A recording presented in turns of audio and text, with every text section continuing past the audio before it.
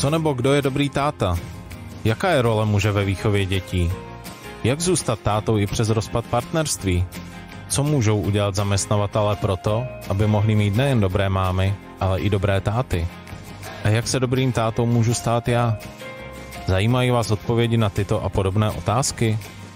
Pak se zaposlouchejte do rozhovoru nejen pro táty. Podcastu s hosty se silnými životními a pracovními příběhy. Věřím, že díky nim načerpáte inspiraci pro zvládnutí i vašich výzev, a to jak soukromých, tak i pracovních. Dobří tátové existují a může jim být každý muž. Our today's podcast will be held actually in English because my special guest, Blake Wittman, he is slightly better in English than in Czech, even though he speaks Czech and he's underestimating himself. Blake, hello. Dobrý den. Zdravím. Hello. Blake, I need to start with asking you how you ended up in the Czech Republic and stay here, right? It's been probably some time since you've been here, right? It has been 26 years since I first came here. Wow. I just look young. It's not that I am that young, actually. So how did I get here? How did I end up here? As one of the few foreigners or Americans, I did not come here by accident. I did not come here to teach English. And I did not come here for beautiful women or wonderful beer. I stayed for some of those reasons, by the way. I'll let you decide which those are. But I came here because my story goes back to actually my high school days when my father and I were deciding kind of what was going to be my path. And we always thought that I wasn't going to be good at languages because he and I were so similar, and he was horrible at languages. And then one day I took a Spanish class, and it was the easiest class I ever took in my life. And we realized, oh my gosh, I've got talent with languages. Not talented at that many other things, so at least languages, right? I ended up then taking German, French, and Spanish simultaneously in my last couple of years of high school.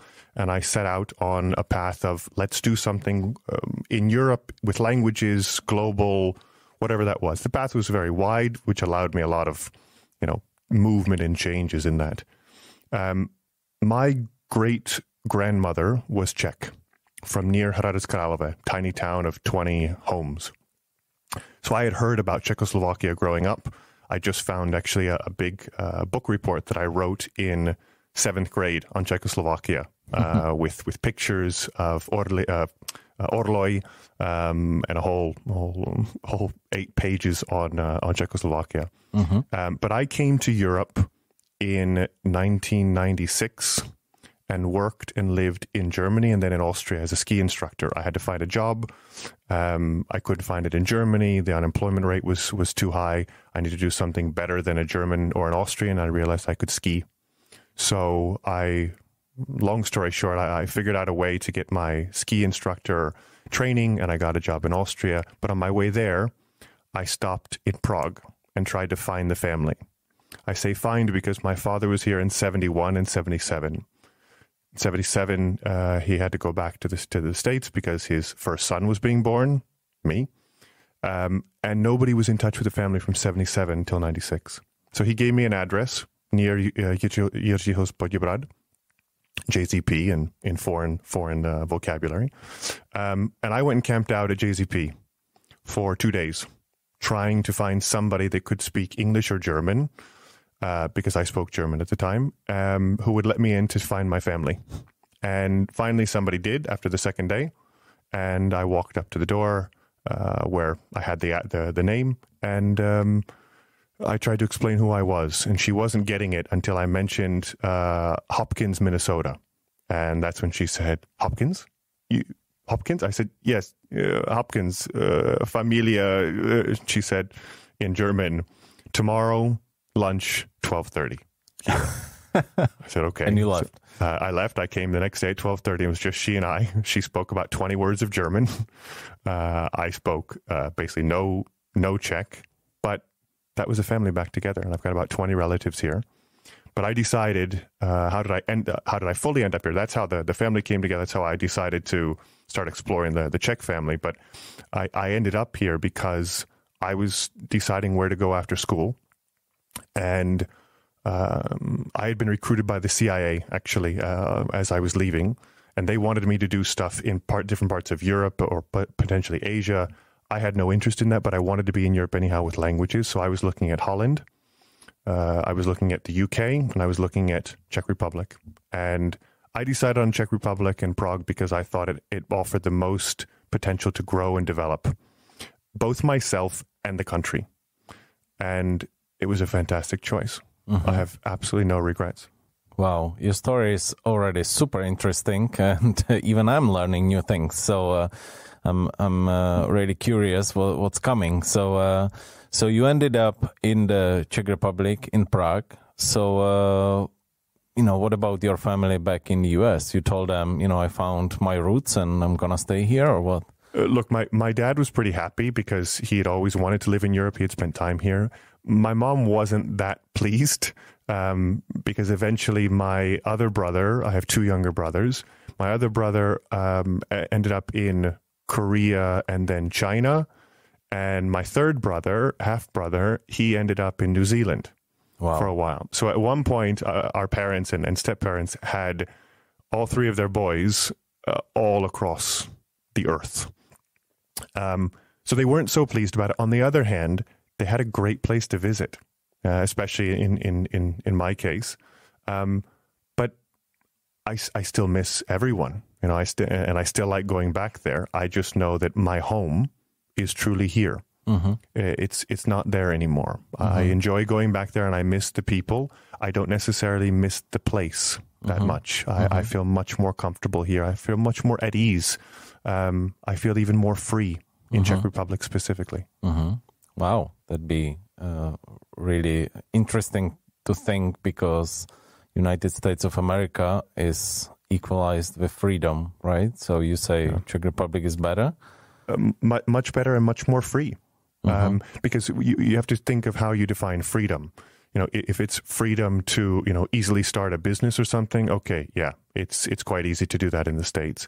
But if you talk about your daily life, it's much more free here. I mean, much more free. There, the moment you get off the plane in the States, you see it. There's somebody there to tell you where to stand in the passport line. And then they tell you where you can go afterwards. And there's somebody there who explains how it works with the tax. There's people telling you nonstop what to do. Here, sometimes it can be the polar opposite, right? Chaos, nobody, where do I go? What do I do? But it's very free. I can have a beer outside walking down the street. You cannot do that in any place in America. You can in paperback, right? In a paper bag, exactly, which I would not call free. In some places, you can't even have the paper bag. Here, I can kind of drive and park how I want. Now, is that wonderful because there's not very much control? Maybe not, but it's still it's freedom.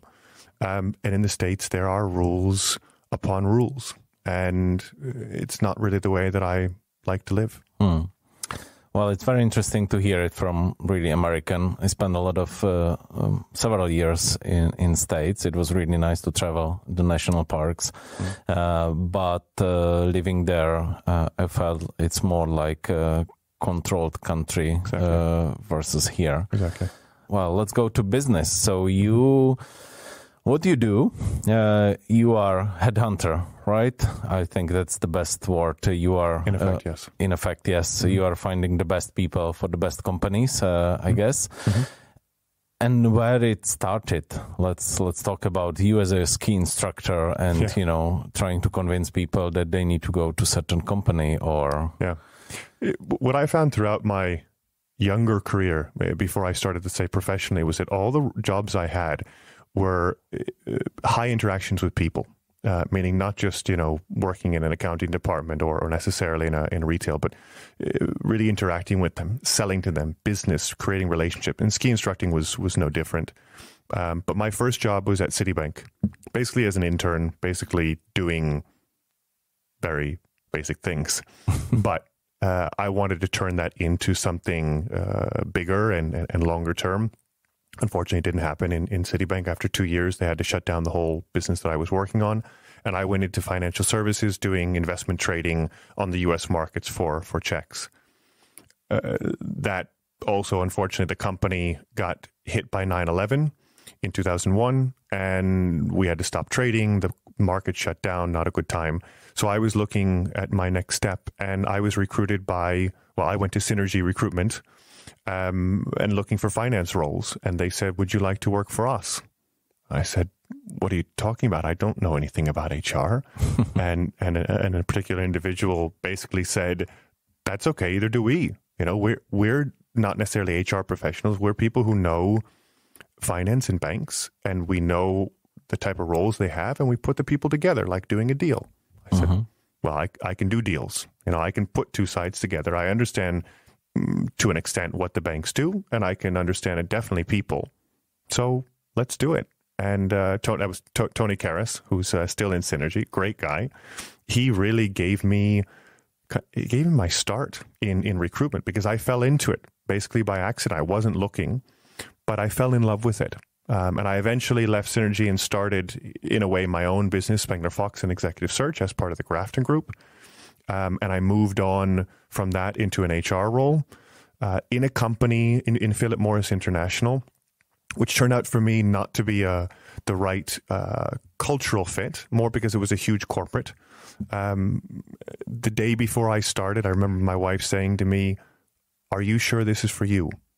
And I said, What do you mean? You know, you're in a large corporate. She was in Citibank and HSBC, and my brother's in a large corporate, Adidas. If you guys can do it, I can do it. She said, I don't know. I just don't know if you're the corporate type. And I said, Milachko, it's Sunday evening. I start tomorrow. It would have been kind of nice to hear this before. So obviously I started, and let's be honest, I should have listened to my wife. Yeah, I really should have. She was totally right. She hit the nail on the head. Yeah. I just didn't fit. I broke too many rules. And in a corporate company, any corporate company, by the way, rule breaking is slightly frowned upon. And I was pushing the borders on certain areas. Interestingly, when I talk to some of my old colleagues who are still there, they say the culture is totally different now. We're much more kind of dynamic and fun. You would fit now. Okay, I believe you. They try to headhunt you back to... Maybe. I don't know. I think I'd still probably break too many rules. And I eventually moved into startups, where I found really my calling. I found my purpose. I found really what I want to impact the world with and leave the world with, which is an influence, a positive influence on people and the people around me. And I eventually moved that into coming back into the HR and recruitment world with that same mindset. Let's do good stuff. Let's, in the words of, I can't remember if it was Google or someone else, but, let's break stuff. Meaning let's break the mold of what recruitment is and do it differently, but do it in a cool, effective way that people like. And that sat really well with me based on my history of, wanting to do things a bit differently. And here I am today, one of the 4 shareholders of the Good Group, Good Call Recruitment Academy and Datacruit. This time I made a conscious effort. I will go back into HR and recruitment, but not before I spoke to 3 or 4 other companies in the industry that when I asked them what they were doing in 2014, nothing was new. Just nothing was new. And I was disappointed because I had been in startups where things change every 6 months, every 3 months sometimes. And in 5 years of being out of the business when I was in the e-commerce startups, nothing had changed. I said, somebody needs to wake this industry up. Yeah. And it was the guys at Good Call that kind of inspired me. Yeah, you're on the right path. Maybe I can help. Yeah. Well, I'm HR professional, and my experience with Good Call, and definitely I don't have to sell the services of yours because who is your customer knows the best. But I was really surprised that things could be done differently, right? So I could only confirm that probably you found the right place, right? Do things differently was the main thing, right?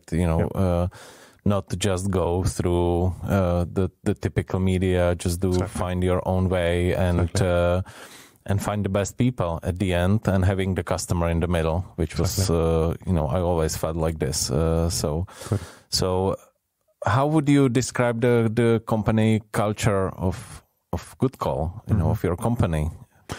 Yeah, we've always been, the core has been on innovation, but innovation in a fun, friendly, open environment. And by innovation, I mean, the initial concept was, let's focus on passive candidates only, not all the active ones, which people said in the beginning, you're crazy. There's tons of active candidates. And we said, maybe not for long. And looks like we were kind of right. So that culture of let's come up with new ideas, mobile apps, technology, marketing, videos, that permeates the culture.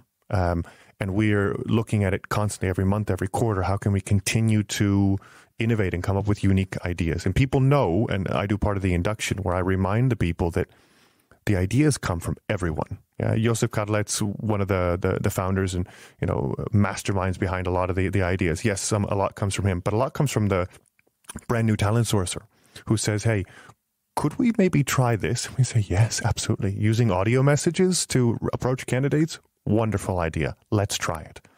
That's a big part of what we do. But we also like to have fun. And that's one of the things we've said since the beginning. As we started the business, initially Milan Novak and Josef Kadlec, we want to be in a place where we really like going to work and we like running the company, not just something that's a job or a company that you own that, gives you money, but something that you truly enjoy. And if you don't enjoy it as an employee, I would be asking you, why are you here? Mm-hmm. Really, why? If you don't love this, you really shouldn't be here. You should go find something that you love, that you're passionate about, that you care about, where you feel you're making a difference. If you don't feel it here, go find where you do feel it, because we'll eventually kind of see, and the people around you will see, this person's not. It's not just a matter of being engaged or being satisfied, but we found that the people who love what they're doing and could call the most, they're usually the most effective. They're usually more successful, and they contribute to a super environment around. That for us is crucial. But, we also bring things like we have a handful of values that we put on the wall eventually once we found out from the people what those values are, not from the management, not from the owners. And another one is openness.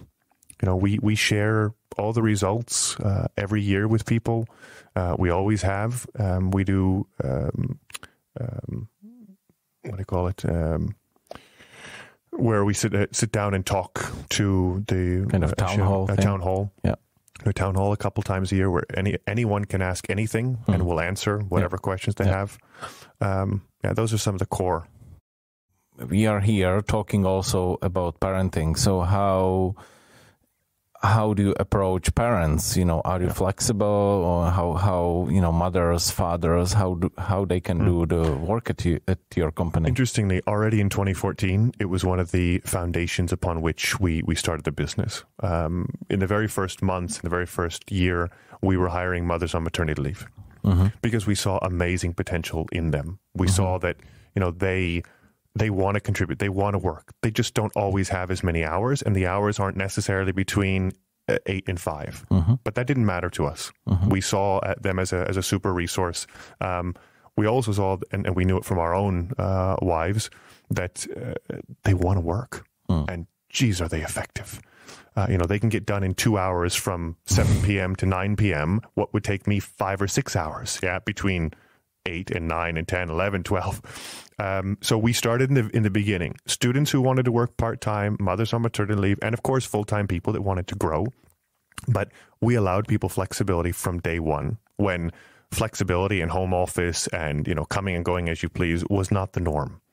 And for that reason, for us in COVID, while it wasn't easy at all, it wasn't a major shocker. Our people had worked from home before. They had never worked everyone at home, not seeing each other for weeks and months at a time, but they had already been given the freedom and the trust, because that's probably another thing that I should mention, that we've never massively checked people's timesheets for the hourly work. Obviously, we look at them, and if they look strange, we'll ask a question, but we don't check when they come in and when they leave, or exactly hours that they're working, and they give us their timesheets at the end of the month, and we're okay with that. That's one of the things that we feel, without that, you don't have a business. So your company culture is not that nobody can leave until you as boss leave. Oh, geez, no. I mean, I had that in the past. Yeah, that was me years ago. I would check the clock. We started at 8:45 in Spengler Fox, and if you came more than twice after 8:45 during the week, I would have a talk with you because we didn't find it fair. I didn't find it fair. That's definitely not me. That's not us now. No. People can leave at 2, 3, 4. What I tell people in the induction is that in many ways we're still a startup. And startup means you have flexibility. You can somewhat make some of your own rules and lots of your own decisions, but it also means we work damn hard. And sometimes we work really long hours because that's the startup side of it and the mentality, which means, yeah, you can leave at 2 or 3 o'clock, fine. But if everything you need to do for that day or for that week is not done, I will expect you to be on at 6 or 7 or 8 p.m. and work for a number of hours to get it done today, not tomorrow. Because this is also the startup mentality is let's get it done. Let's do it. If we finish at midnight, then we finish at midnight. Fine. So that's a double-edged sword a bit that yes, you get the flexibility.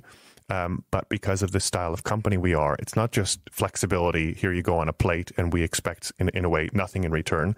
We do expect your commitment, your dedication, and this drive to let's make us awesome because we give you that trust and we hope in return you give us the trust back. So you are the boss, but you are also a father, right? Correct. How do you combine it? Sometimes it's tough to switch off when I come home. I'm not managing a big team of people as I was in the past, where quite often I remember sitting in the car for a couple of minutes trying to switch my brain off, to not come in and be the boss when I walk in, but to come in and be more of a coach, a mentor. For me, my family is an extremely important part of my day. And while it's true that for a number of hours per day, I can't necessarily think about them and vienovat them, whatever that word is in English, to kind of look after them. But when I'm home, I try, focus on the word try to be as present as possible, and give them a little bit of a view into what I do in my day, just so they can see, whatever they do in their life, we'll see. And, that's up to them. And my job is to support them. But I'd like them to see what it means to be in business, what it means to work with people, because I think that's a huge part of everything that all of us will do. So, yeah, step one is for me to still be a very strong and important part of their life as a father, and not just to be, a boss who happens to have kids. But I also try and show the team, my people, that I'm a father as well. I'm not just a manager, a boss, or a shareholder. I'm a normal person who has issues at home, who goes through struggles with my teenager, who has challenges with my wife, and that's okay. I don't necessarily bring all my problems into the office, but many people within my team and around me, they know, things going on in my life. And I find that to be an important part of who I am as a manager. I don't practice, a massive distance between me and people, just like I don't do that with my kids. I've always been a hugger and a kisser with my boys, as my father and my mother are and were with us. And I've continued that with my boys. So you said very interesting thing. So some people try to kind of switch between work and home, and usually kind of commuting, from work to home and vice versa helps them. But you also said, I'd like to combine it. I need to tell them, what I do. This is the work, and that's probably, according to me, that's actually much better, right? Because kids are very curious. When I worked in London, the best thing for them was that on Saturday I took them to my office and, they took the telephone and they were calling some candidates and offering them role, and they were, big boys and girls, it was amazing, and they keep asking me, Daddy, what are you going to do today? And what did you do? And who was there? And, for them, it's not different world, right? It's actually one world, the thing is like, be quiet. I need to focus on my work. You're building the bridge, you're building the wall instead of the bridge. Exactly. Right? Exactly. For sure. I remember going into my father's office. He was a lawyer. I remember going into his office and eventually working there as an assistant, basically. Sure. But it was a magical place. It really was. Yeah. And I've tried to give my kids that. As they get older, I brought them in when they were young. They would sit in my chair. I'd take a picture of them, spinning around in my chair and stuff. It was fun. Now, as they're getting older, I'm trying to tell them much more about what I do. And sometimes they hear, new clients that I closed, big placements that we made, some interesting thing that happened in the office, a problem, a success, etc. Because I'm trying to show them everything that's going on. We have lots of ups and downs. We have big events and we have great successes, but we also have times where we're saying, Jesus, how are we going to get through this week? And I give them some version of that. I don't share, of course, everything, but I think it's important that they have a feeling for what their dad does in his business. My wife doesn't share as much. She works in a bank, and I think what she does is fascinating, working in marketing, working with SME clients. That's not her style. I don't think it was the style of her parents either, to come home and talk about their day. But in my household, it was. We talked about our day. The dinner table was the place where we talked about our day. My father was a lawyer, so when we were with him, anything you said, you had to back up and have you had a written protocol after every dinner? You had to make your case. If you wanted to make an opinion or an argument on something, you had to have evidence, you had to show it, and then kind of a closing argument with lots of stuff. It was tons of fun. I think it's made me a better business person because of that. But the dinner table was a place to talk about, the world, the day, what happened, what you liked, disliked about it. And I try and bring that into our house as much as possible. So, Blake, you told me a very interesting thing. Most foreigners are very skeptical about the Czech school system, and therefore they put their kids into, foreign schools, British schools, American schools, etc. You told me that you don't do that. Why? Well, a couple of reasons. My wife has always said, and I've agreed with her, that because we've always thought, will we live in Czech Republic forever? Maybe we'll move somewhere else and try living somewhere else. We've always had that on our mind. And her view was there's only one place that they can learn Czech. They can learn English anywhere. So wherever we would go, not a problem. This is the only place they can learn Czech, proper Czech, not just, I know how to say words, but the grammar, not so much fun. But this is the only place they can learn. And I agreed with that. I think overall, some of the size of the classrooms, the school that my kids have gone to was kind of one of these výběrové selective schools focused on languages, and I was okay with that. However, I have to say, the focus on things that I consider completely worthless is frustrating. And by completely worthless, I'll start with the simplest thing, which is how you hold the pencil.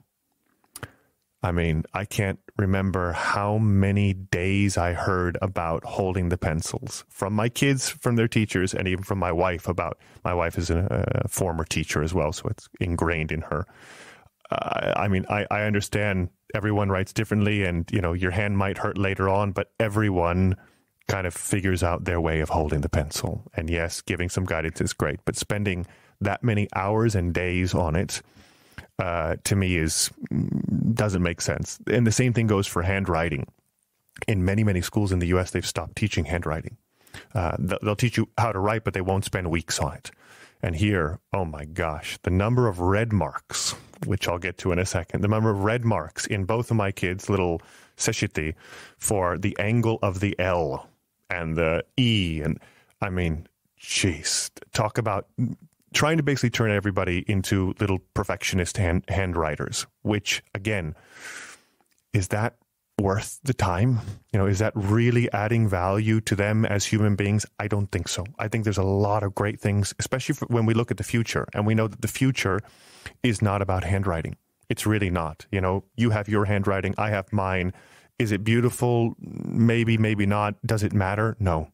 It really just doesn't matter. And the subject of handwriting stops after 2 years or something, right? And then nobody cares then. True. But for 2 years, when I think they could actually be doing some really good stuff, it's all over. In our case, and I don't know if this is true in every school, but from talking to other people, it seems to be quite prevalent. The focus on red marks was just depressing to me.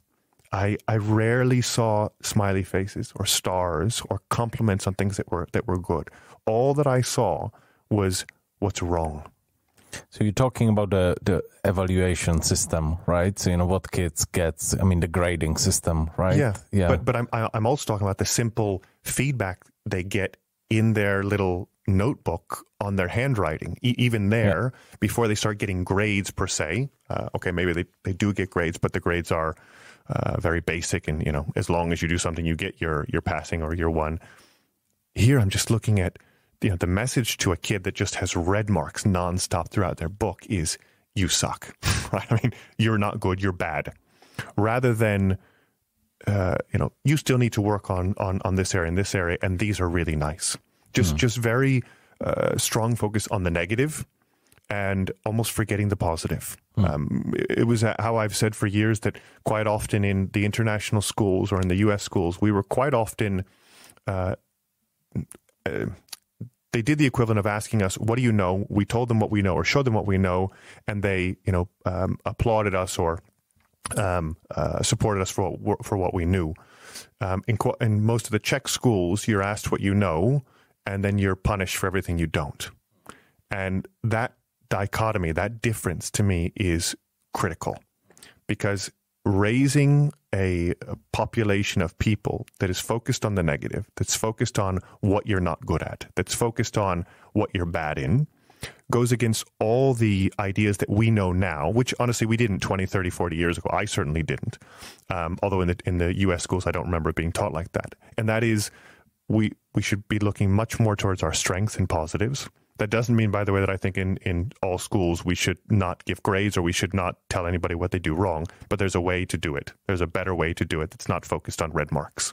Yeah. Well, there is no surprise that in most companies, and one of the courses and trainings I lead is actually feedback giving, right? Yeah. And I can't really get from people's head that feedback is about giving negative message, right? Yeah. That it's about, it's also positive. It should be constructive.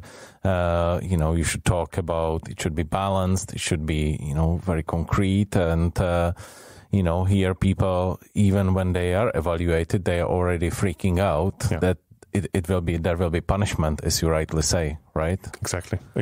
And this obviously starts to, it's natural, and they've done lots of studies on it to make it clear. This demotivates children for learning in school.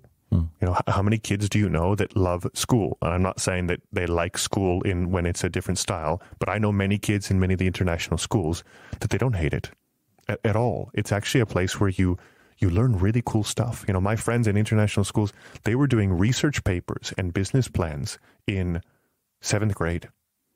Here there was no science. This is why a friend of mine, Charles Peake, started this Vede Baví for kids in younger age, because there was no science or the technology focus or engineering focus until so much later, which many kids love. It starts to be really, truly interesting.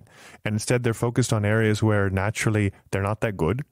And I'll even stay away from měkký tvrdí, right? Y's and I's, which I think needs to be completely ostracized and taken out of the language, because there's many languages on earth that have... You need to be very careful. It's the heritage, right? I know. But it's, German had the same thing with the big B, the S set, and lots of other areas, and they took it out because they wanted kids to learn faster and easier, and they wanted to focus on other stuff, and they wanted foreigners to be able to take on the language and spread the language, more.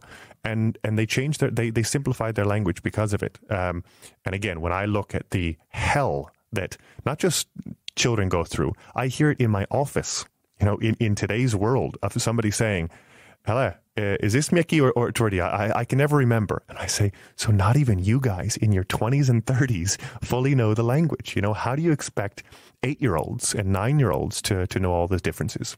Yeah. And just so we just don't complain here, my kids were going to British schools, and it was fascinating for me that first 6 years, it was all set up about the progress. Each person, each student, each pupil had different level or different knowledge, for example, the math or English or whatever, and they were looking every semester, they were looking at the progress. So it was how big progress, which is positive by nature, how big progress they've done. And as long as they were progressing individually, and as long as they were progressing, it was good.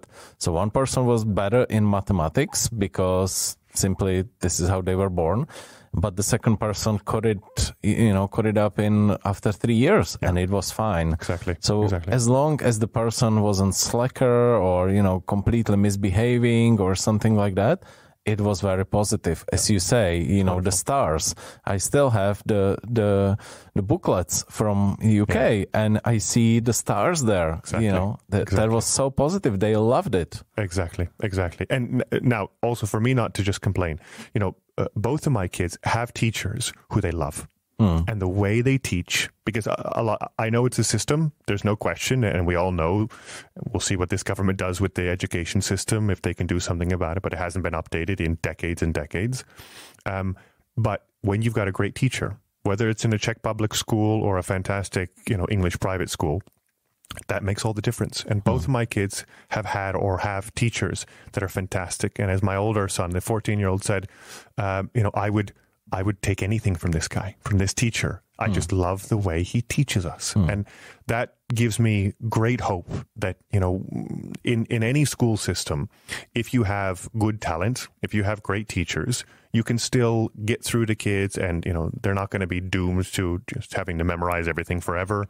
But there's ways to create more collaboration and get kids involved. It's not just focus on the kind of boring, negative-focused systems. Yeah, and my older daughter, she is on 8 years gymnasium already, and I see there's such a big difference working in teams, preparing presentations, working on, half-year subject, some project, and they think about it, they gather together. I find it fantastic because it's not only, now we are back in the handwriting. Now I'm going to tell you what to write down into your book. 25 minutes. Your hand is burning, and then you need to memorize it, right? Exactly. So the question is, obviously we can complain, but we don't want to complain. The thing is, and it could be the message. So what do you do about it? Because it different. You grew up in something different. I had kids in some different environment. So what do you do about it? Because that's the system as it is. One thing that I'll be open about, I've told my kids in certain cases, depending on what grades they are, what grades they're in, that I wasn't that concerned with their grades. And if they got 1s or 2s or 3s or even 4s, my biggest concern, my biggest question that I would always ask them to this day is, do you understand the material? Do you understand it? If you didn't do well and you got lots of red marks, okay, but let's talk about it. Why did you get it because you don't understand it? You don't know the material? Or is a different reason, right? You got these wrong for whatever reason. What I always want to know is, do you understand it? Can you and I talk about it? Because that to me is the core of what they should in effect be learning in schools. My youngest is really struggling with German right now. But I see that he's progressing. He's getting better. And he and I try and do 10 minutes at least a few times per week on it. And I see some of his grades are going up, but sometimes not. But I try to ask him after each of the bad grades, let's talk about it. If you understand it, I'm okay. You're not going to get a punishment from me because you got a 4 on a test. I want to know, can you work with the information? Can you use it somehow? To me, that's the core of what I think we should, in a way, be giving our kids in their education system is, do you understand the material? Can you work with it? And the final one, what do you think about it? What's your opinion on this? That to me is the beauty of some of the other school systems, and even for me in college, not asking what the right answer is. That's irrelevant. We don't care about that. But what do you think about this? What would you do with this information? How can you write another small paper on his idea or her idea, the author's idea here? What would you do with it? And I'm trying to do the small beginnings of that with my 11 and 14-year-old. I love it. What I try to do, the small bits, obviously the system is their teacher is quite tough, especially my younger daughter. She has great grades just because she's so much afraid of the teacher. I mean, what a great motivation to have, right? But when they, for example, have their, homework and they need to write, few sentences, one page about, an animal or about something, and they tell me, what should I write? And, they want to copy it. And I said, why don't you use a mind map, and they said, what is it? So I told them what mind mapping is. And, it's visual. They start thinking, they add information from Google and Wikipedia or something. And then it's so easier for them, and they are so pleased, and obviously the best part is to add picture to it, right? But they are so pleased that they've done something themselves. They worked on it, they thought about it. And I would add one more thing, which is that they were not alone in it. They could come to a parent, and they could talk about it to support them. I'm not going to do the work for them, like at the workplace, I need to do it on my own, or with a team, why don't you gather together? You are twins, you can help each other. That's what life is about. Great. So this is how at least I try to overcome it, my oldest son got an assignment, in this case from his English teacher. And by this, I don't want to say that, English teachers are definitely better than Czech teachers. It's not true. There's horrible American English teachers. But this assignment showed me just a different mindset. The assignment was to write about Tomáš Garrigue Masaryk on why people didn't like him, to try and find information on what he was not loved for. Because there's a handful of things that he didn't do well. And he just wanted to challenge the children to think differently, to find information and have and write their own opinions on what people, partly their own opinions, partly research.